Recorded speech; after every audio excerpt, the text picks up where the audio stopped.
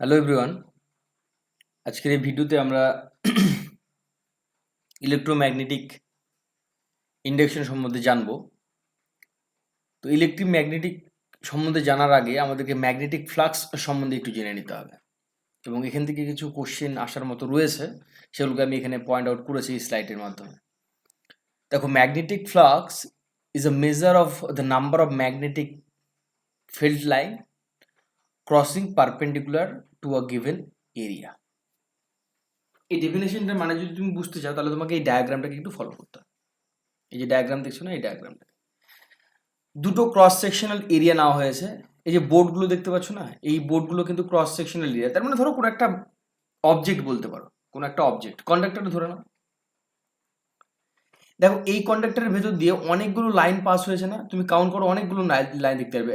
1 2 3 4 5 6 7, 7টা line pass হয়েছে।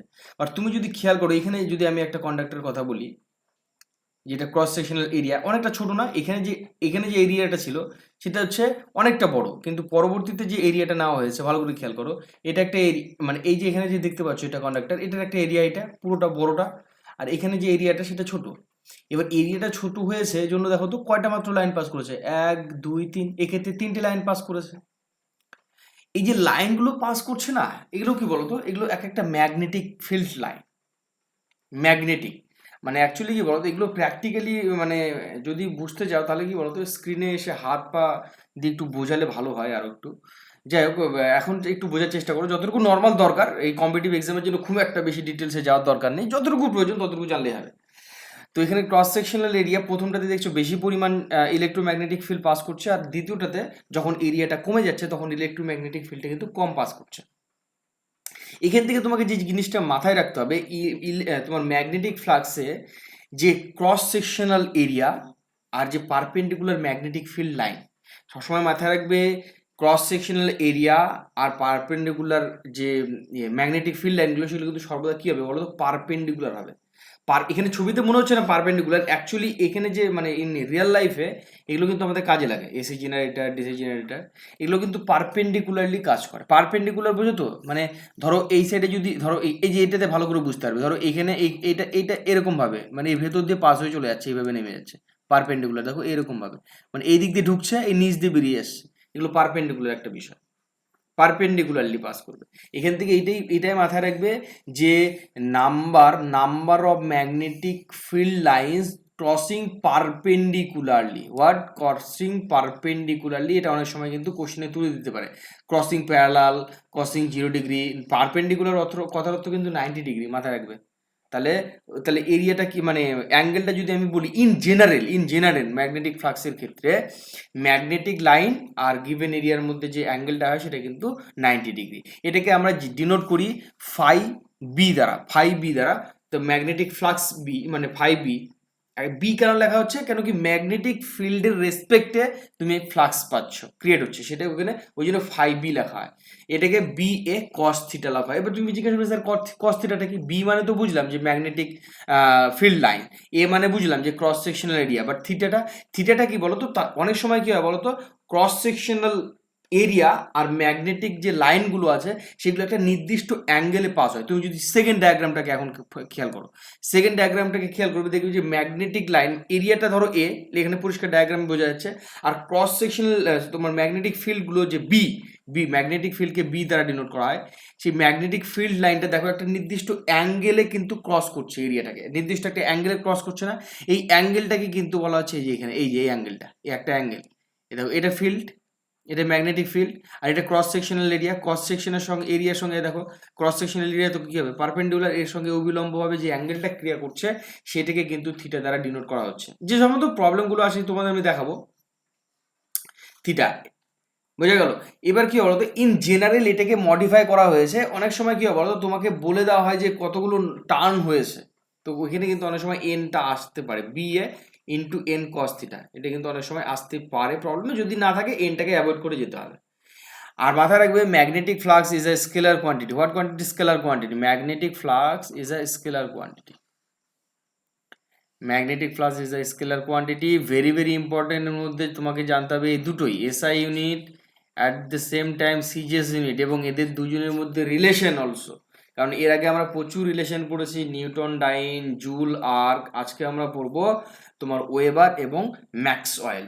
Weber হচ্ছে তোমার এসআই ইউনিট ম্যাগনেটিক ফ্লাক্সের। অনেক সময় কি বলতো টেসলা মিটার স্কোয়ারও দিয়ে দেয়, তো দুটোই আমাদের মধ্যে মনে রাখতে হবে, SI unit tesla metre square অথবা ওয়েবার, সিজিএস ইউনিট ম্যাক্সওয়েল। আর 1 ম্যাক্সওয়েল ইকুয়ালস টু কি হবে বলতো 10⁻⁻8 ওয়েবার। 1 ম্যাক্সওয়েল ইকুয়ালস টু 10⁻⁻8 বার। এটাকে যদি আবার তুমি ঘুরিয়ে নাও ম্যাথামেটিক্সের ডেফিনেশনে 1 ওয়েবার ইকুয়ালস টু 10⁻8 ম্যাক্সওয়েল। এখানে কিন্তু এই চারটে পয়েন্টই ভেরি ভেরি ইম্পর্টেন্ট। আর তোমাকে আমি যে জেনারেল ফর্মুলা বললাম যে phi B is equals to B A cos theta, এর মাধ্যমে আমরা অনেক ম্যাথামেটিক্যাল প্রবলেম সলভ করবো। দেখো এখানে দুটো কেস অ্যারাইজ করছে। আমরা দেখলাম যে আমাদের যে ফ্লাক্সটা, ম্যাগনেটিক ফ্লাক্সটা, সেটা হচ্ছে ফাই বি। ম্যাগনেটিক ফ্লাক্সটার যে আমরা জানলাম বি এ কস থিটা। এখানে দেখো তো থিটার ভ্যালুটা যখন মানে ম্যাক্সিমাম কখন হবে, যখন কস থিটার ভ্যালুটা ম্যাক্সিমাম হবে। আমরা জানি কস থিটার ম্যাক্সিমাম কখন হবে, যখন থিটার ভ্যালুটা 0 হবে, কারণ কি কস 0 ডিগ্রির ভ্যালু কত 1, তাই তো?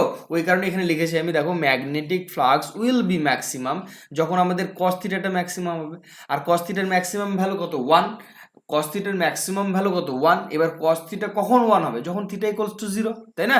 ওই কারণে কিন্তু আমি এখানে লিখেছি magnetic flux will be maximum when theta is equals to 0 degree আসতে পারে, থিটা ইকুয়ালস টু 0 ডিগ্রি।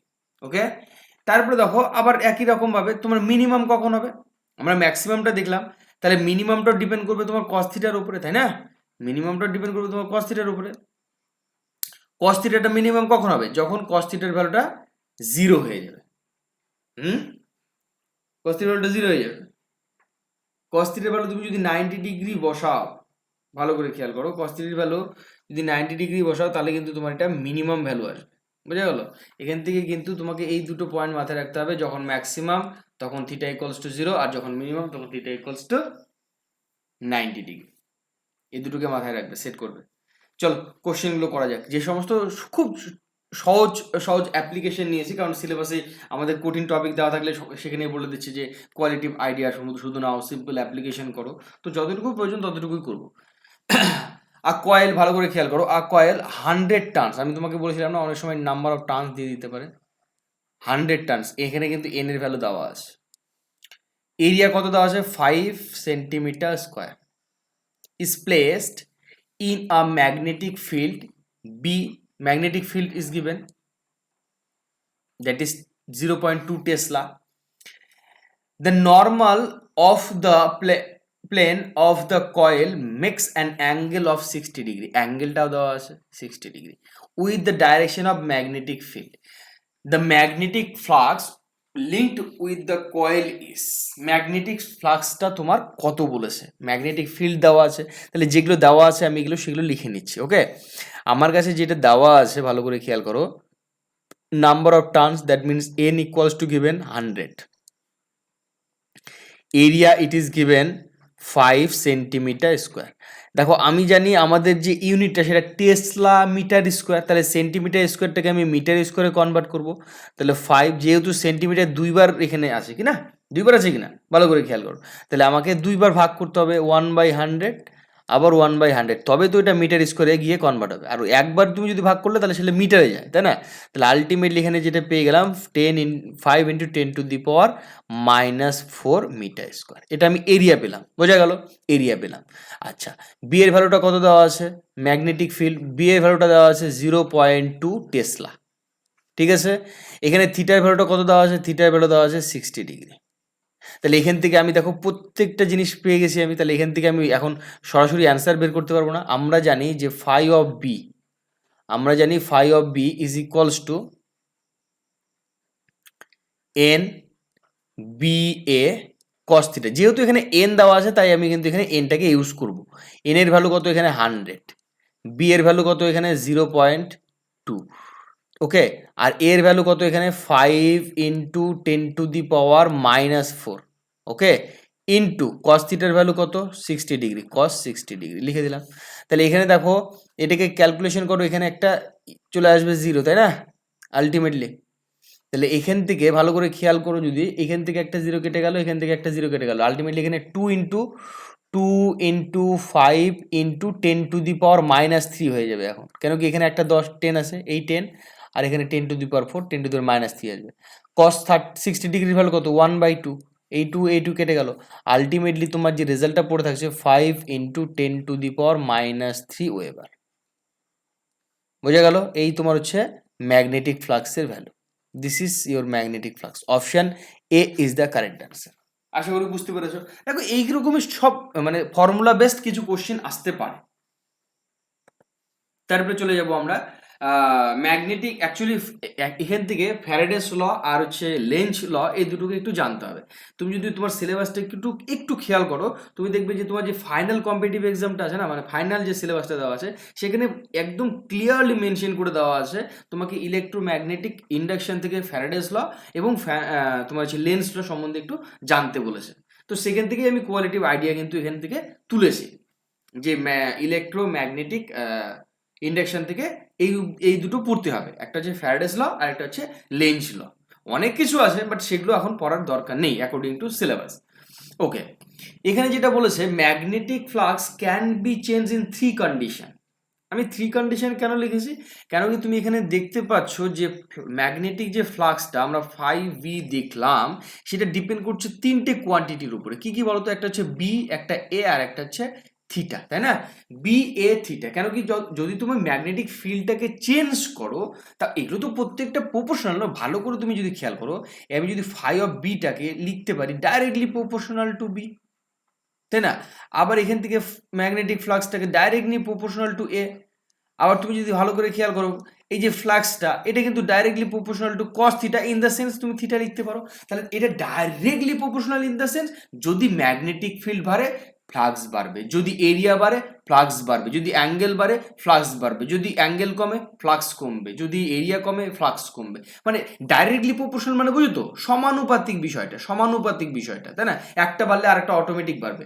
আর ব্যস্তানুপাতিক মানে একটা বাড়বে তো আরেকটা কমবে, একটা বিষয়। তাহলে এখান থেকে পরিষ্কার বোঝা যাচ্ছে আমাদের 3টে কন্ডিশনে আমাদের ম্যাগনেটিক ফ্লাক্সটাকে চেঞ্জ করতে পারি। একটা হচ্ছে চেঞ্জ অফ ম্যাগনেটিক ফিল্ড, আর একটা change of cross sectional area, আর একটা হচ্ছে অ্যাঙ্গেল। এই জিনিসগুলো আসবে, ফ্যারাডেস ল, লেঞ্জ ল, এগুলো আসবে। এই কারণে আমি কিন্তু এখানে 3টে জিনিস তুলেছি। ফ্যারাডেস ল কি বলছে আমাদেরকে? ফ্যারাডেস ল বলছে যে তুমি যদি একটা ইলেকট্রোম্যাগনেটিক মানে তুমি যদি একটা ফিল্ডে তোমার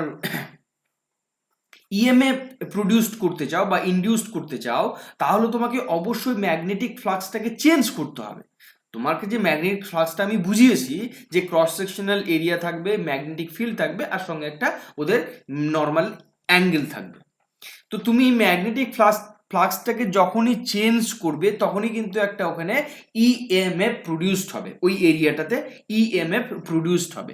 EMF in the sense electromotive force. আমরা যদি বেসিক্যালি জানতে চাই সেটাকে পোটেনশিয়াল ডিফারেন্স হিসেবে ট্রিট করা যায়। ওকে, কেন কি পোটেনশিয়াল ডিফারেন্স আমরা শিখেছি প্রিভিয়াস ভিডিওতে। পোটেনশিয়াল ডিফারেন্স ডেল ভি মনে আছে তো, পোটেনশিয়াল ডিফারেন্স। তাহলে আমি যদি ইন জেনারেল এটাকে ইএমএফ এর নাম জানতে চাই, তাহলে আমার সেটা লিখতে হবে ভালো করে দেখে নাও এখানে,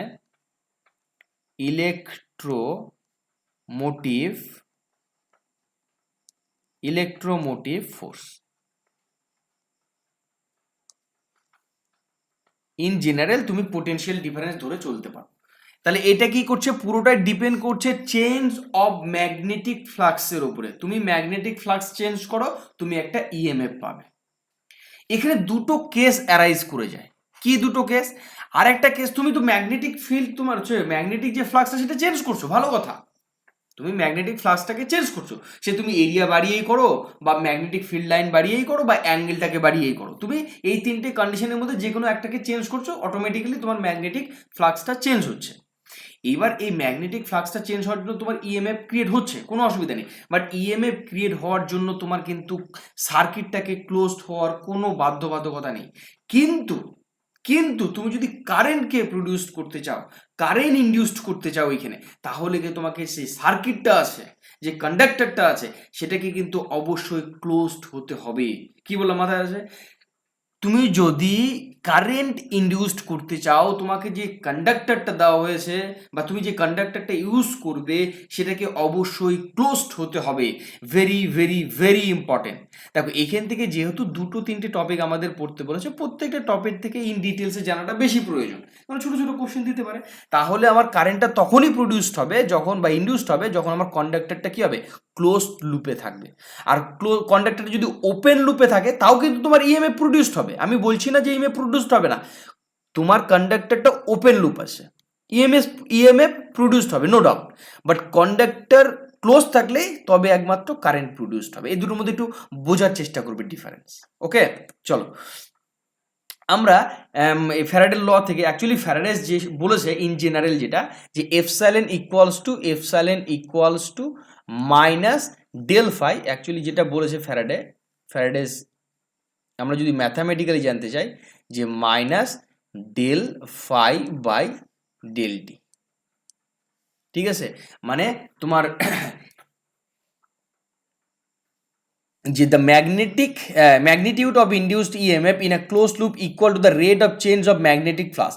মানে rate of change of magnetic ফ্লাক্সটাই হচ্ছে তোমার কিন্তু ইন্ডিউসড ইএমএফ। আমি কি বললাম, রেট অফ চেঞ্জ কথাটা আসলে মানে কি, পার্ট টাইম, এরকম একটা কথা আসবে, তাই না? তাহলে এইটা হচ্ছে তোমার বেসিক ডেফিনেশন হিসেবে ধরে নিতে পারো, যে ফ্যারাডের definition, the magnitude of induced EMF. Magnitude মানে বোঝো তো, ম্যাগনিটিউড স্কেলার কোয়ান্টিটি মানে মান, ম্যাগনিটিউড মানে value. Okay, magnitude of induced EMF, a closed loop, কি বলেছে ভালো করে খেয়াল করো, closed loop is equals to the rate of change, ভালো করে খেয়াল করো এই পয়েন্টগুলো, rate of change of magnetic flux through the loop, ও লুপের ভেতর দিয়ে। বোঝা গেল?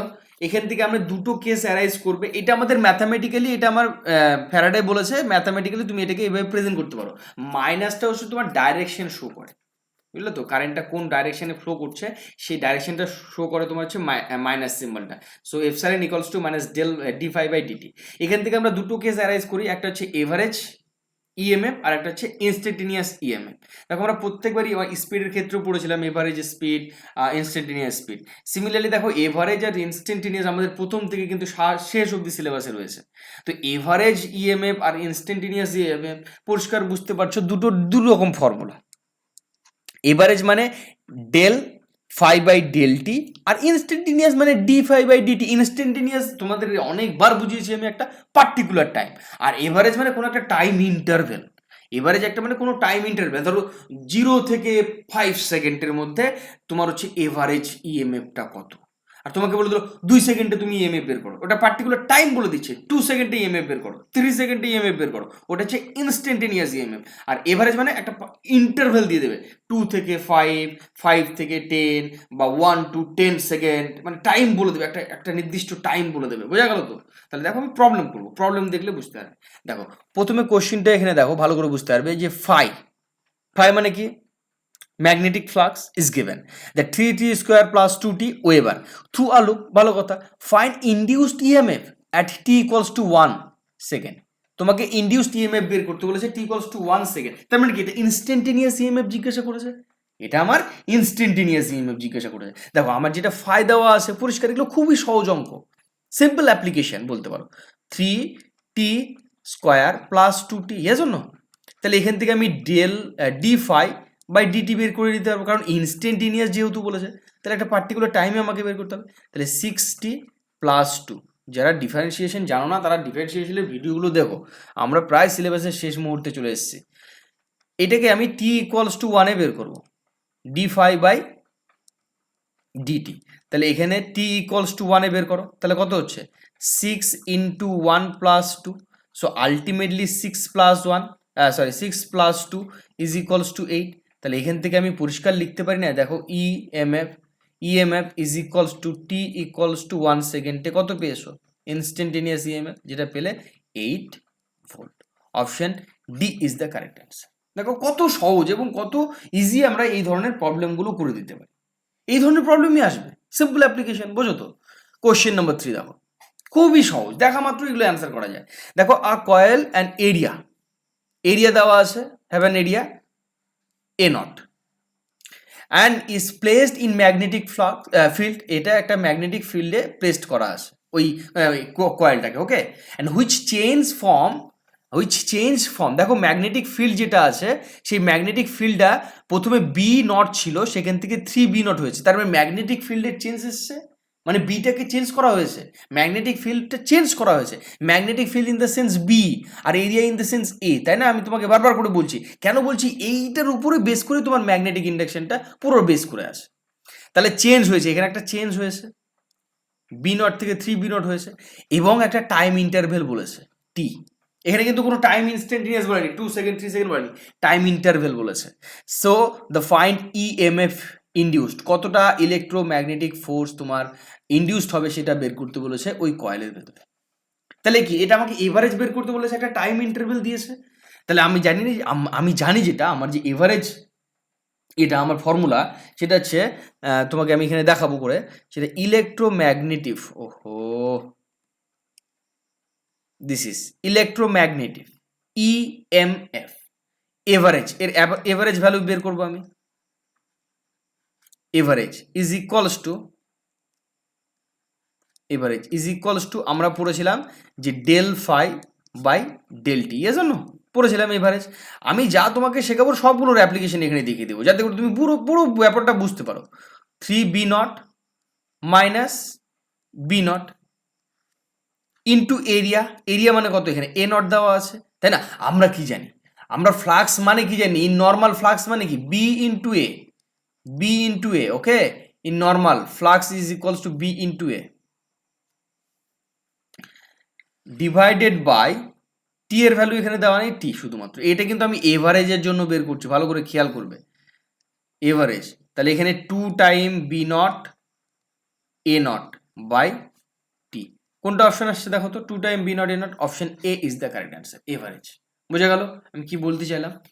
চলো কোশ্চেন নম্বর 4 দেখো, এখানে একটা অলরেডি কন্ডাক্টর প্রেজেন্ট করা আছে বা একটা ক্রস সেকশনাল এরিয়া দেওয়া আছে, ভালো করে খেয়াল করো, এবং এগুলো দেখো cross in the sense magnetic যে ফিল্ড লাইনটা আছে না, সেটা ভেতরের দিকে আছে, কোন দিকে আছে বলতো, ভেতরের দিকে আছে।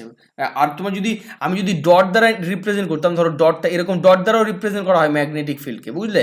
এই ডট দ্বারা ম্যাগনেটিক ফিল্ড যেগুলো রিপ্রেজেন্ট করে সেগুলো হচ্ছে ম্যাগনেটিক ফিল্ডগুলো বাইরের দিকে বেরিয়ে আসছে, এই আর ক্রস মানে হচ্ছে তোমার ভেতরের দিকে, বোঝা গেল? ক্রস মানে ভেতরের দিকে আর ডট মানে বাইরের দিকে বেরিয়ে আসছে। এখানে দেখো magnetic field in the region decreased from 1 tesla to 0.5 tesla, magnetic ফিল্ডটা আবার চেঞ্জ হয়েছে in 2 second, find the average, এখানে পরিষ্কার বলেই দিয়েছে তোমাকে, find the average EMF produced in the loop. ভালো কথা, আমি জানি, আমি শিখে গেছি, আমার কাছে এগুলো কোনো বিষয় নয় এখন। Average okay is equals to, আমি লিখতে পারবো না, দেখো তো, del phi by del t, okay. তাহলে ডেল ফাই এর ভ্যালু আমি এখানে লিখতে পারবো, মানে বি ইন্টু এ, তাহলে লিখতে পারবো 0.5 মাইনাস 1, কেন কি এখানে চেঞ্জটা দেওয়া আছে, ভালো করে খেয়াল করো, 1 থেকে 0.5 টেসলা, টাইম দেওয়া আছে 0 to 2 সেকেন্ড, এখানে এরিয়াটা কত দেওয়া আছে ভালো করে খেয়াল করো, এখানে হচ্ছে লেন্থটা 3, ব্রেথটা 2, তাহলে আমি লিখতে পারি না লেন্থ ইন্টু ব্রেথ 3 ইন্টু 2, এরিয়াটা পেয়ে গেলাম, বাই টাইম কত দেওয়া আছে 2, বোঝা গেল? ভোল্ট, এখানে এই 2 আর এই 2 কেটে দাও, তাহলে আলটিমেটলি তুমি যেটা পেয়ে যাচ্ছ, এটাকে মডুলাস রাখো কেন মাইনাস আসবে, -0.5 ইন্টু 3, ওকে, ভোল্ট, তাহলে এটা ইমপ্লাইজ করছে তোমার 0.5 ইন্টু 3 ভোল্ট। দেখো এইটাকে তুলে দাও, এখানে 10 হয়ে গেল, এটাকে এটা দিয়ে কেটে দাও, তাহলে 5 2 10, তাই না? তাহলে ultimately 3/2 volt is the correct answer, option C is the correct answer. অনেক সময় ডায়াগ্রাম দিয়েও দিতে পারে, ওই জন্য আমি একটা ডায়াগ্রাম রিলেটেড প্রবলেমও তোমাদের শিখিয়ে দিলাম, বোঝা গেল? তারপরে দেখো কোশ্চেন নম্বর 5, যত ধরনের কোশ্চেন হয় আমি সবগুলোকে তুলেছি ফ্যারাডেস ল থেকে, কেন সিলেবাসে তুমি যদি যারা সিলেবাস ফলো করছো ভালো করে খেয়াল করবে, এখানে পরিষ্কার লিখে দেওয়া আছে Faraday's law and Lenz law, তারপরে এসি কারেন্ট ঢুকে গেছে। Okay, the magnetic flux through a coil perpendicular, ভালো করে খেয়াল করো কি বলেছে, perpendicular to the plane is varying according to the relation phi মানে কি ম্যাগনেটিক ফ্লাক্স, বুঝেছে? এটা প্রত্যেকে জানো আশা করি। And calculate the induced current. এইবার তোমাকে কিন্তু জিজ্ঞাসা করেছে ইনডিউসড কারেন্ট। আমরা সমস্ত কিছু শিখবো, আমরা ইনডিউসড কারেন্টটা এবার বের করা শিখবো। যেহেতু এবার এই কোশ্চেনে জিজ্ঞাসা করেছে ইনডিউসড কারেন্ট, এবার কিন্তু ইনডিউসড ইএমএফ বলেনি, এবার জিজ্ঞাসা করেছে ইনডিউসড কারেন্ট বের করো কোন সেকেন্ডে, টি ইকুয়ালস টু 1 সেকেন্ডে, যার জন্য তোমার রেজিস্ট্যান্সটা দেওয়া আছে। রেজিস্ট্যান্সটা আমাদের দরকার, ওই জন্য রেজিস্ট্যান্স আমাদের দেওয়া আছে 5 ওকে। তাহলে এখানে যেগুলো দেওয়া আছে আমি সেগুলো লিখে নিই। আমার যে ফাইটা দেওয়া আছে, যে ম্যাগনেটিক ফ্লাক্স, এটা হচ্ছে 4t² plus 2t plus 9, yes or no? তাহলে এখান থেকে আমরা লিখতে পারবো d5/dt is equals two 8t plus 2, কেন কি এটা করলে আবার 0 হয়ে যাবে। এটা t ইকুয়ালস টু কত সেকেন্ডে বের করতে বলেছে? 1 বের করে নাও, d5/dt। এটা আমি ইলেকট্রোম্যাগনেটিক ফিল্ডটা পাচ্ছি, ইলেকট্রোম্যাগনেটিক ফোর্সটা পাচ্ছি, ইএমএফটা পাচ্ছি। t ইজ ইকুয়ালস টু 1 বের করো, t ইকুয়ালস টু 1 এ বের করলে কি হবে? t into 1 plus 2 ultimately 10 volt, yes or no? 10 volt. তাহলে আমি এখান থেকে পরিষ্কারভাবে লিখতে পারবো যে আমার ইএমএফ যেটা পেলাম at t equals to 1 second, that is 10 volt ওকে। এখান থেকে আমি এটা পেলাম। আমার এখানে রেজিস্ট্যান্সটা দেওয়া আছে কত বলো তো? R is equals to, it is given 5 ohm। আর তোমাকে আমি বলেছিলাম যে ইএমএফটাকে কিন্তু আমরা পোটেনশিয়াল ডিফারেন্স হিসেবে কনসিডার করব। তাহলে দেখো আমরা একটা ইন জেনারেল যে একটা ফর্মুলা জানি, এই ফর্মুলাটা হয়তো প্রত্যেকে জানো, আমরা শিখেছি ওহমস ল থেকে, মনে আছে? V is equals to IR, আশা করি প্রত্যেকের মনে আছে। আর এইখানে যেহেতু এটা ইলেকট্রোম্যাগনেটিক ফ্লাক্সের উপরে কাজ করছে, এখানে ভি এর যেটা কাজ, এটা ইএমএফ এর সেই একই কাজ, ইএমএফ এর একই কাজ। তাহলে আমি এখান থেকে লিখতে পারি না, ভালো করে খেয়াল করো তো। আমরা তাহলে এখান থেকে পরিষ্কারভাবে লিখতে পারি যে I induced current is equals to EMF by resistance. EMF এর ভ্যালু কত? ভালো করে খেয়াল করো, ইএমএফ এর ভ্যালু কত? ইএমএফ এর ভ্যালু হচ্ছে 10, আর রেজিস্ট্যান্সের ভ্যালু কত? 5। তাহলে সিম্পলিফাই করো, 5 2 যা 10, 2 ampere is the correct answer. Induced current হচ্ছে 2 অ্যাম্পিয়ার, ওইখানে যে কারেন্টটা ইনডিউসড হবে তা হচ্ছে 2 অ্যাম্পিয়ার। আশা করি বুঝতে পেরেছো কি বলতে চাইছি। এখান থেকে আমরা জানবো ইনডিউসড কারেন্ট জানলাম, ইনডিউসড ইএমএফ জেনেছি, এখন আমরা একটু শিখে নেব ইনডিউসড চার্জ সম্বন্ধে। বোঝা গেল? ইনডিউসড চার্জ সম্বন্ধে আমরা খুবই সহজ, কেন কি কারেন্ট ইকুয়ালস টু, হয়তো প্রত্যেকের, আবার আমি দেখো রিকল তোমাদের করতে হবে, প্রত্যেকটা জিনিসের সঙ্গে প্রত্যেকটা জিনিসের একটা লিঙ্ক রয়েছে, ঠিক আছে? আমরা কিন্তু পড়েছি, ভালো করে খেয়াল করো, কিউ মানে charge, I is equals to, আমরা প্রত্যেকে পড়েছি, হয়তো প্রত্যেকের মনে আছে, I is equals to Q by t. কিউটা কি বলতো? চার্জ, আইটা কি কারেন্ট, আর টিটা হচ্ছে টাইম। তাহলে Q, I equals to Q by t, প্রত্যেকের মনে আছে, এই ফর্মটা আমরা পড়েছিলাম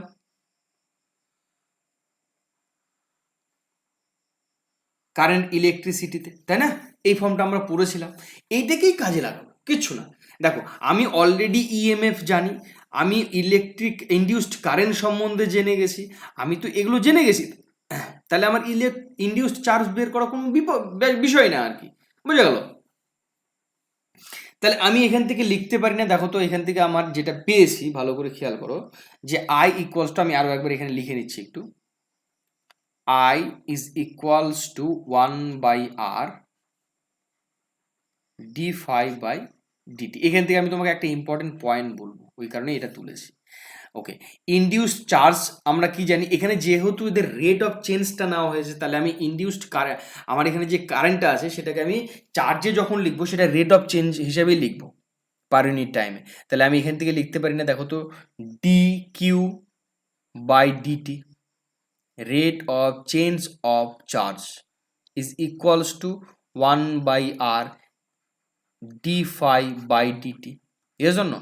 তাহলে এখান থেকে ভালো করে খেয়াল করো, এই ডিটিকে আমি সিম্পলিফাই করে দিতে পারি, এখান থেকে আমি লিখতে পারি না, দেখো তো, D Q is equals to 1 by r d5, 1 by r d5, okay. এটা কিন্তু আমি এখান থেকে লিখতে পারি। এটা কি বলতো, একটা ইনস্ট্যান্টেনিয়াস টাইমের জন্য ডি শব্দটা আমরা ইউজ করি একটা ইনস্ট্যান্টেনিয়াস টাইমের জন্য, ইয়েস অর নো?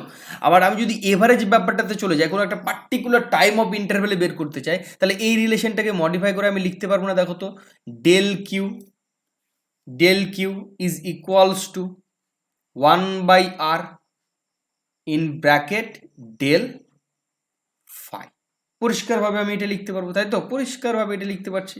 এখান থেকে আমি একটা ডিসিশনে আসতে পারি যে আমি ইনডিউসড যে চার্জটা পেলাম এটা টাইমের উপরে কোনোভাবেই ডিপেন্ড করছে না। নোট লিখবে প্রত্যেকে, এইটাই তোমাকে আমি জানাতে চেয়েছিলাম এখান থেকে। Very very important note. আমি তোমাকে বলবো এখান থেকে যেটা লেখার জন্য, যে ইনডিউসড লিখে নাও প্রথমে। Induced charge does not or do not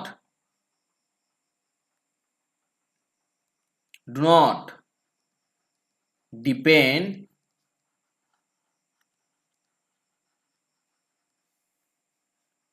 on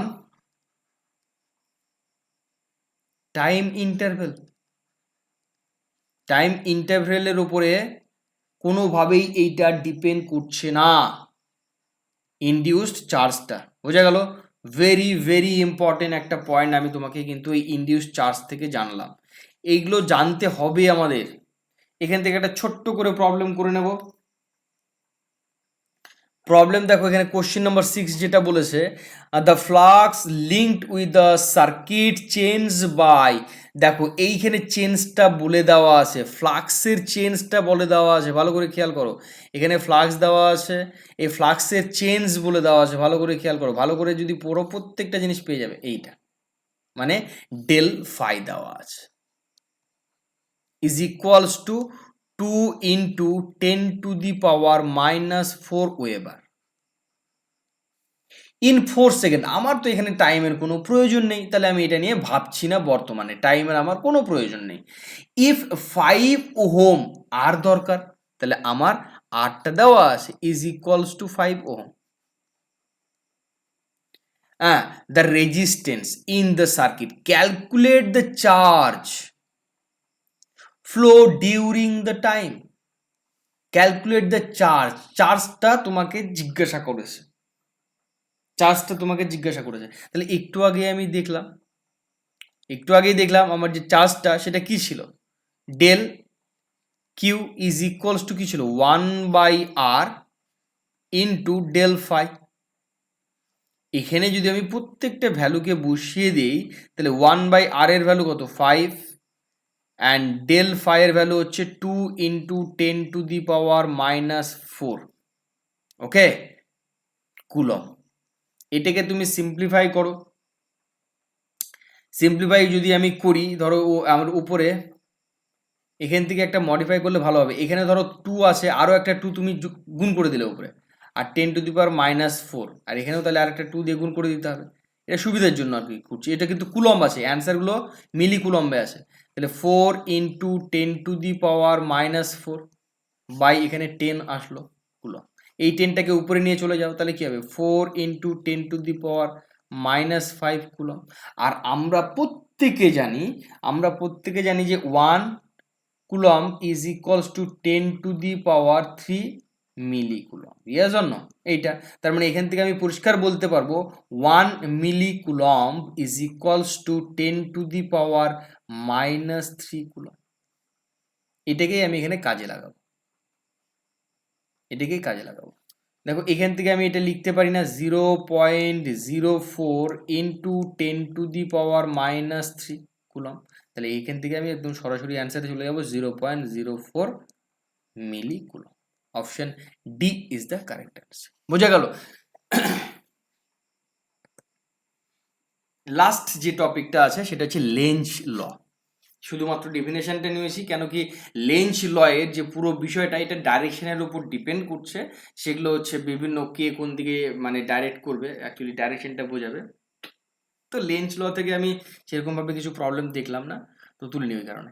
induced EMF or current oppose the current, এইটা ভালো করে খেয়াল করবে।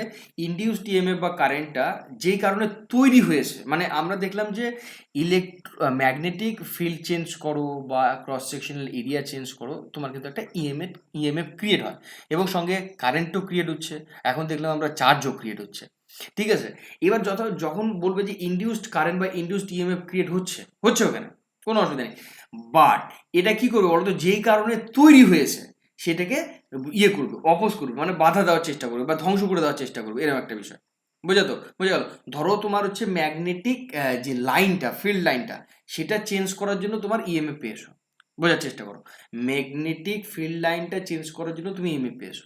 তো ইএমএফটা কি করবে বলতো, ম্যাগনেটিক ফিল্ডটা যদি ইনক্রিজ করতে চায় ও ডিক্রিজ করাবে, আবার যদি ও ডিক্রিজ করে তাই একে ইনক্রিজ করাবে, এরকম একটা বিষয়। মানে ও যেটা করতে চাইবে ইএমএফ সেটা তার অপোজিট করবে, ইনক্রিজ করলে ডিক্রিজ করাবে, ডিক্রিজ করলে ইনক্রিজ করাবে। এই কারণে এখানে ডাইরেকশন ব্যাপারটা চলে আসে। অ্যাকচুয়ালি তোমার হচ্ছে ইনডিউসড কারেন্টের যে ডাইরেকশনটা, না আমরা একটু আগে বলেছিলাম যে ফ্যারাডে যে লটা দিয়েছিল যে epsilon is equals to minus d phi by dt, এই মাইনাসটা কিন্তু ডাইরেকশনকে ডিনোট করে। এই ডাইরেকশনের ব্যাপারটাই কে ক্লিয়ার করেছে? লেঞ্জ এসে, সায়েন্টিস্ট লেঞ্জ এসে কিন্তু ডাইরেকশনের ব্যাপারটা ক্লিয়ার করেছিল। ওকে, এই লেঞ্জ লটা পুরোপুরি বেস্ট করেছে প্রিন্সিপাল অফ কনজারভেশন অফ এনার্জির উপরে।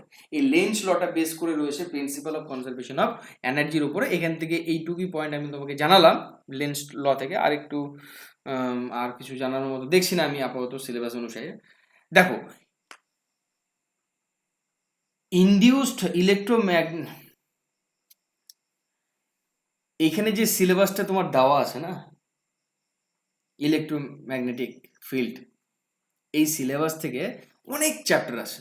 সেখান থেকে আমি অ্যাকর্ডিং টু সিলেবাস আমার মনে হয়েছে এইটুক জিনিসগুলো কভার করা ভীষণভাবে প্রয়োজন, তাই আমি একটা জিস্ট তোমাদের কাছে তুলে ধরার চেষ্টা করলাম। দেখো, ইন ডিটেলসে গেলে অনেক বড় বড় সিলেবাস হবে, অনেক ভিডিও আসবে, আমি সেগুলোতে যাচ্ছি না। হ্যাঁ, আমি আপাতত এই ভিডিওর মাধ্যমে তোমাদের এই টপিকটাকে কভার করলাম। এরপরে আমি এসি মানে অল্টারনেটিং কারেন্টটা নিয়ে আসবো।